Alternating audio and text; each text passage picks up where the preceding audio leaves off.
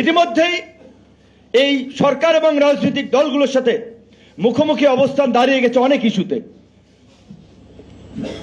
বিপরীতমুখী অবস্থার সৃষ্টি হয়েছে।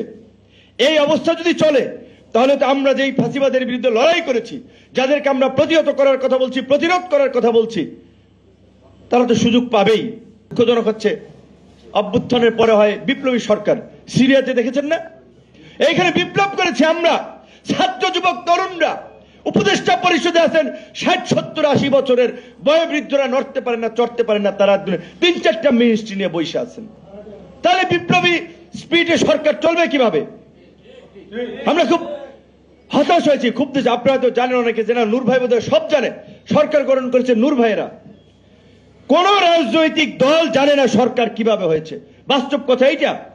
বিএনপি কে 1 নাম্বার দল, বড় দল এখন আওয়ামী লীগের পরে, তাদেরকে হয়তো বলা হয়েছে আপনারা কয়েকটা নাম দিয়েন, 4-5টা, হয়তো তাদের নাম থেকে 2 থেকে 3 জন নেওয়া হয়েছে।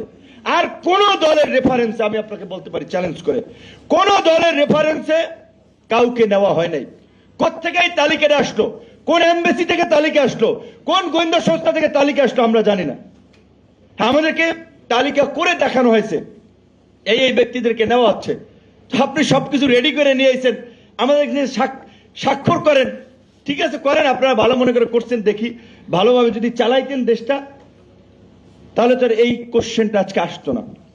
এই জন্য আমরা বলছি যে আমরা এই 24-এর গণহত্যা সহ ফাঁসিবাদের জমানার গুম, খুন, হত্যা, লুটপাটের আমরা বিচার চাই, কিন্তু 24-এর গণহত্যার বিচার, এই গণহত্যার মাস্টার মাইন্ড থেকে এই গণহত্যার সাথে যারা জড়িত তাদেরই এখন পর্যন্ত গ্রেপ্তার করা হয় নাই।